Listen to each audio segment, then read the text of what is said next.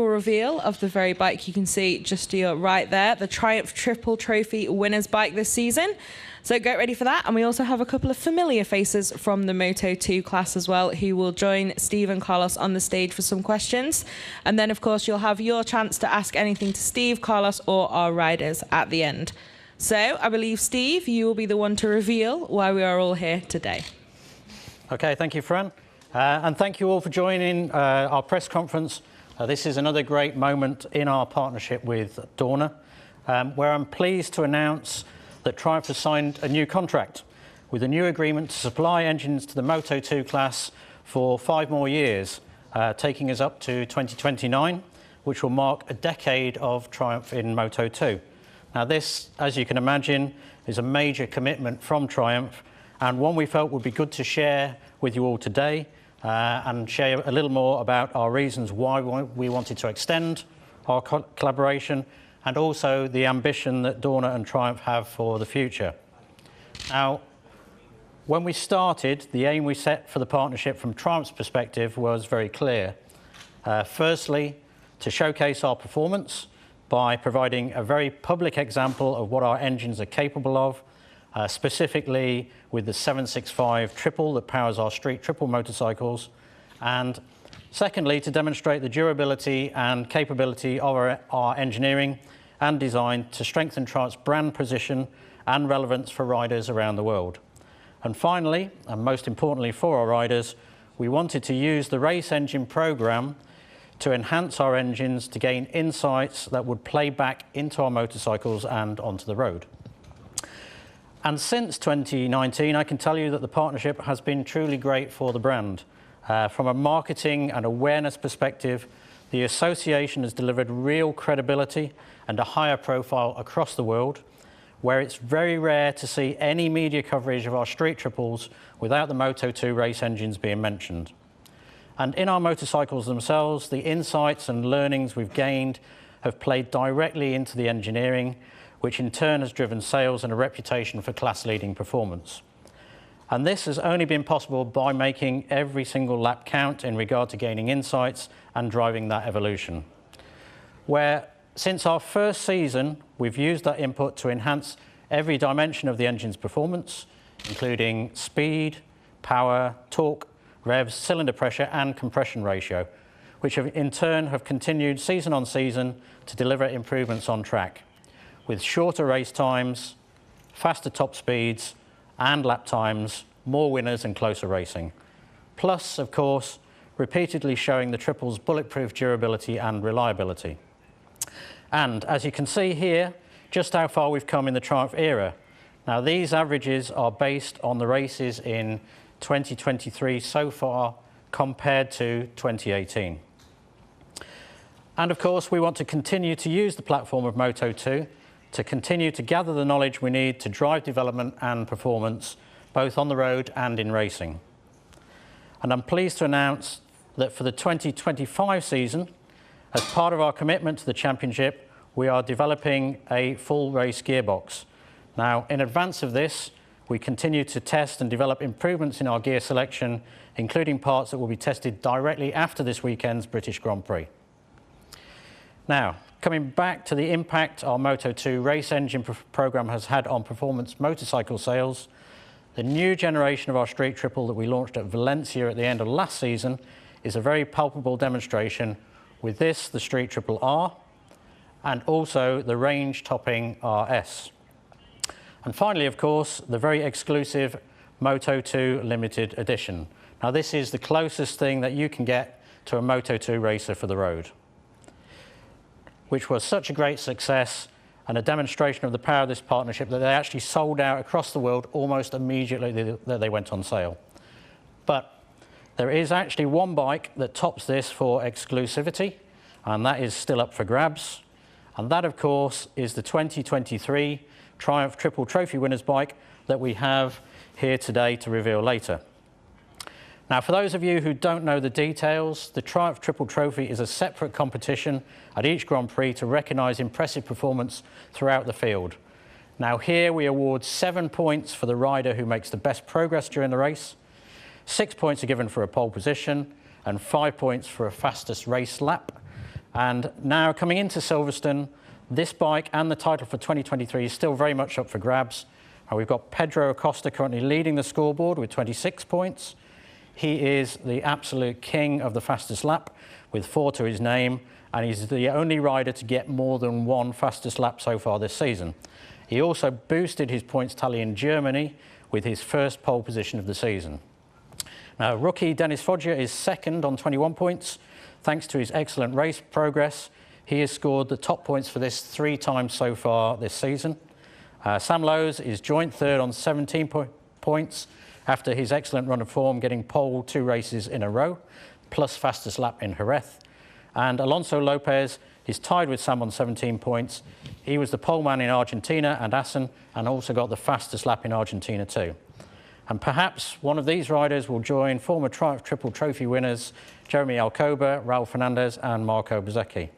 So let's take a look at this year's winning prize bike, where I believe we're first going to play a short film. And following that, I'm going to invite Carlos to do the honours and pull the sheets off.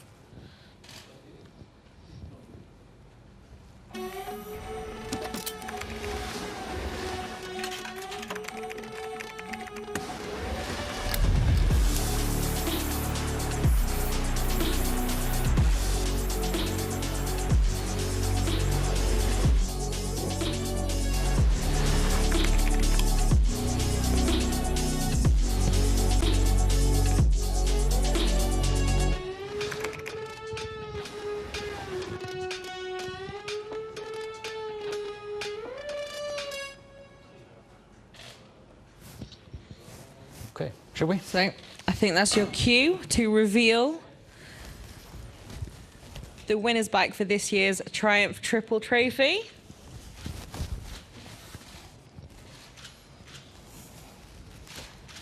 That's a good one. Like that. Cool. Yes. Like it? Yeah. So now we'll hear a little bit from Carlos as well about this new extension for Moto2 and where the championship is at after 5 successful years already. Well, thank you all for joining us. You know, we're super happy to announce the extension, and it will land, you know, the partnership till at least to 2029, which marks our 10-year anniversary with Triumph. And you know, all we can say from Dorna is that we're extremely happy about the partnership. When Triumph came on board into the Moto2 class in 2019, their expectations were definitely high, and they've outdone all of them, both on the reliability side as well as performance. And we're super happy to have Triumph, which is, you know, a different manufacturer with their own personality within the championship. MotoGP continues to be a place where all the motorcycle, you know, the big leaders in the motorcycle industry develop their products, and it's always been win on Sunday and sell on Monday, and Triumph wins every Sunday, of course, so that's why they're selling so many bikes, and we're proud to be part of that success. And it's now become a great, you know, Moto2 is now in the perfect balance between the lightweight class and MotoGP, and all the riders that go through it are now much more prepared, both on the bike side as well as electronics, and Triumph has been extremely helpful towards that. So we're incredibly happy to announce the announcement. We are indeed. So now we also have a couple of special guests. That's you guys. Jake's not listening to me. We can invite up to the stage 2 key players in the championship this year. So we have Alonso Lopez from Beatertool Speed Up, and home hero, possibly the hardest working man in the paddock today so far, Jake Dixon from the Gas Gas Aspar team. Guys, if you want to take to the stage. Yeah, big round of applause. How come you're not in the leaderboard, mate? What's that all about? Well, yeah, there is that one. So, guys, if you want to... We sit and they stand? If you want to stand near the bike, because, Jake, you'll notice you're currently the one holding the microphone, but you do need to share it. Thank you very much. Are you going to stand out in the rain? So, guys... Yeah, I know what it's going to be. Obviously, you guys, both Grand Prix winners, both had a lot of success. Jake, we'll start with you being the home hero. How does it feel arriving into this after winning your first Grand Prix on a Triumph? Now, British Grand Prix as well we're going into. And what is your take on this bike? Yeah, it's amazing. I love riding the Triumph. It's got everything about it. The engine's amazing. The way that it delivers its power is obviously super nice. It's smooth. It has everything. So yeah, they've done a fantastic job from the minute they came here. You know, it blew the Honda out of the park straight away. So I think there's a credit to them. And yeah, it's just fantastic. And yeah, like I say, I really enjoy riding it. Cool. So Alonso as well.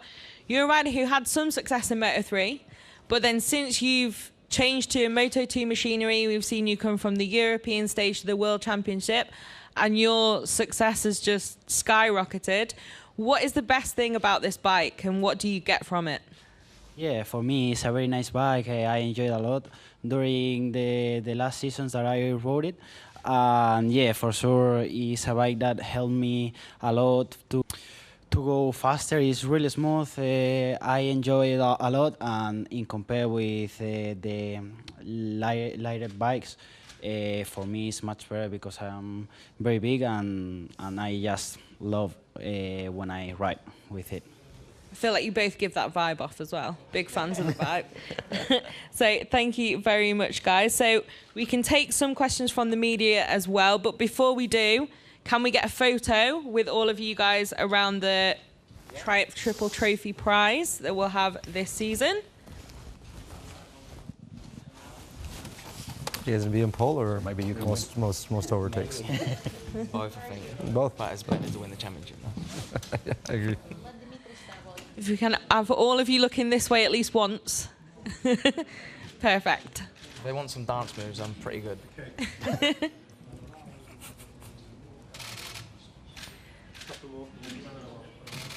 Thank you. Thank you. Anything except Jake dancing, please. Listen, you're just jealous of the dance moves. Thanks, guys. And now I believe Jake will actually dance. No. Now we have a chance to get a couple of questions from the floor. You can ask Steve anything, Carlos and Alonso and Jake, if you could give us a couple more minutes, you can ask those guys as well. Hi, Dimitris Diatsidis from Greek TV here. Question for Steve. Steve, you mentioned Steve here on your right. Where are you? Yeah. I got you. You mentioned the new race gearbox. It means that these guys will allowed to change the gearing in every track, every race, and be even more close to the setup of a bigger bike. Primarily, it's a change to the shift pattern. So it's a change to put the neutral to one end of the gearbox and to be able to lock the neutral out so that in race conditions, you can't accidentally drop into a neutral between second and first as you can do with a production bike gearbox. So predominantly, it's a change to the shift pattern.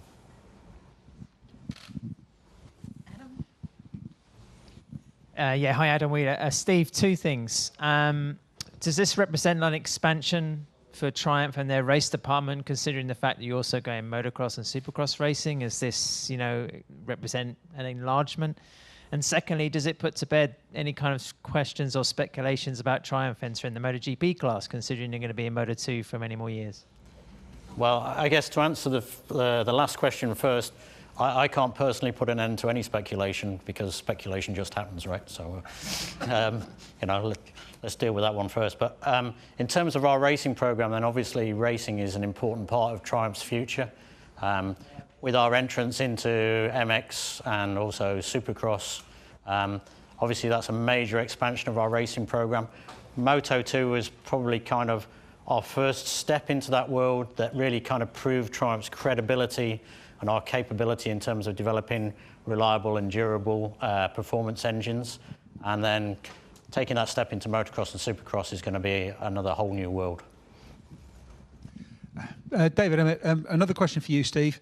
Can you explain a little bit about how the the kind of feedback coming from Moto2, coming from racing, feeds back into your product development? Yeah, so predominantly it's really the fact that, you know, we've got these guys who are pushing these engines to the absolute limits every single weekend, as I'm sure you can appreciate. Now, we have some very experienced and some very talented test riders who can go out and test our products, but if you really want to push what you've got to the absolute limit and prove what the engine's capable of, you know, these guys are going to push it harder than anybody that I can afford to employ. So, and then, you know, these engines get rebuilt every 3 rounds. So when they go through that rebuild process, they get stripped down and we get to see all of what's happened to the internals of the engines.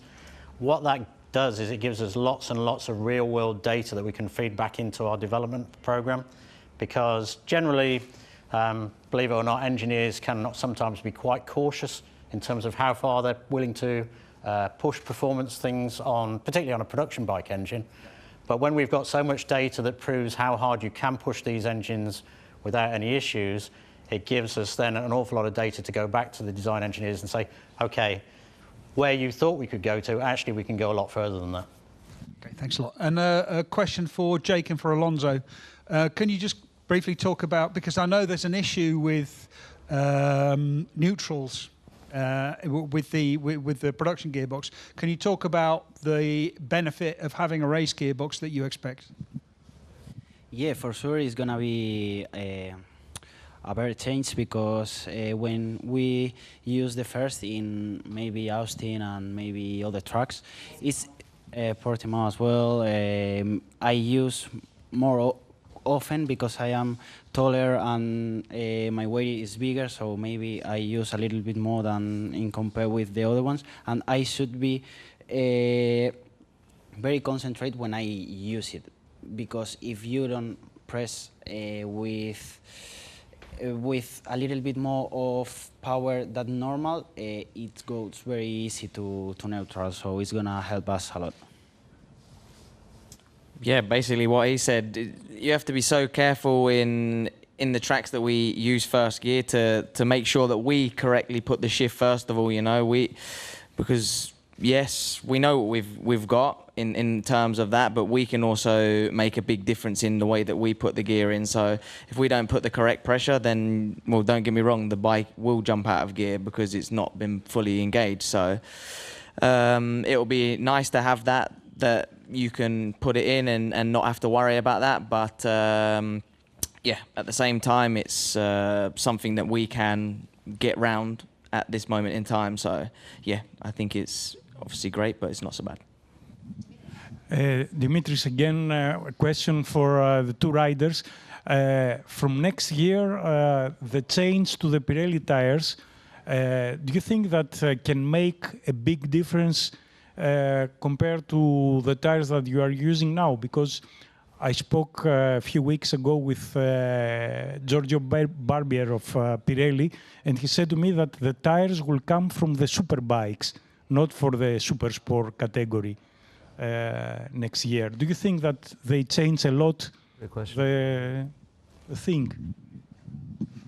Yeah, for sure it's gonna change a lot, and also for our team maybe it's gonna be more difficult because we don't have the same information than Kalex, but for sure we are gonna do our best. It's gonna be a new challenge for all of us, and it's gonna be good. I love challenge, so we will see.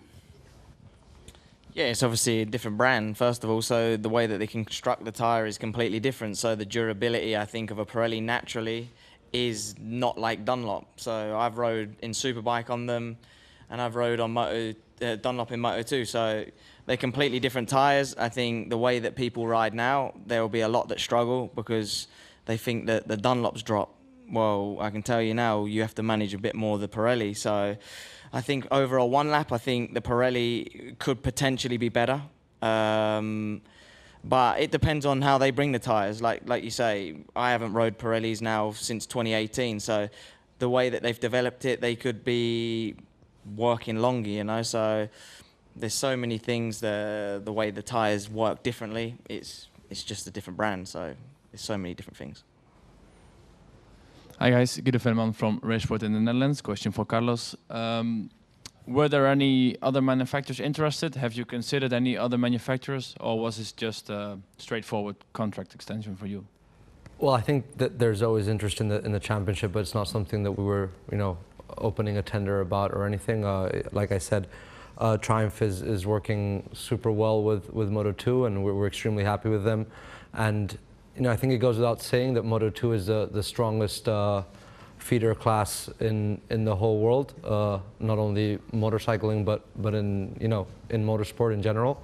There's not any other sport which has such a strong class where the riders are formed and clearly proven worthy or not of the top class. And it's great that Triumph sees all the benefits in being involved within Moto2, because it's definitely an empirical part of the championship, and Dorna's super proud to have such strong feeder classes to MotoGP. So it wasn't something that we opened to other manufacturers, and we were happy to continue with Triumph.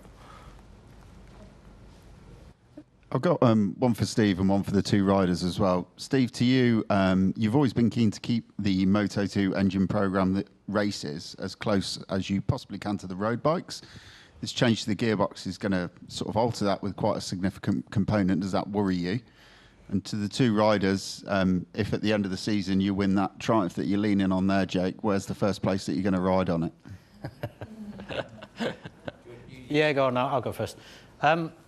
I mean, the gearbox change it's not really what I would call a fundamental change to the engine. I mean, a lot of the things that we've learned from the last 5 years in Moto2 have been about how to get more performance out of the top end of the engine. So, how to make the engine breathe better, how to get more revs out of the engine, and that's really where the performance and the power comes from. The gearbox and the gearbox ratios, it's more of a kind of a mechanical thing rather than a performance thing. So in terms of having that difference between a Moto2 engine and a road bike doesn't really bother me. We'll still get that benefits in terms of learning about the performance of the engine. I'll ride it straight into a dealership and see how much money I can get for it, really. Alonso? First of all, I need to get the license to drive it. So for me, I would need a little bit of time to drive it. Okay, not quite the answer maybe you're looking for from either of you. But right, thank you very much then. That's all of our questions. So first I'll let Jake and Alonso head off. Thank you very much for coming. You can Thank you, guys. leave the stage. And then if we can do a photo with Steve and Carlos on the stage and with the bike, please. Is una foto con il piloti anche o no? Is your iPad okay? Yeah.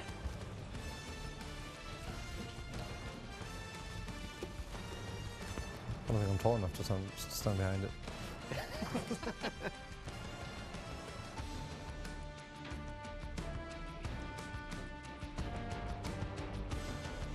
Perfect.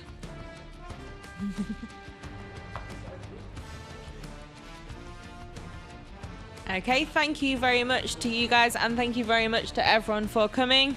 One more photo, two more photos. Thanks very much, and enjoy the weekend.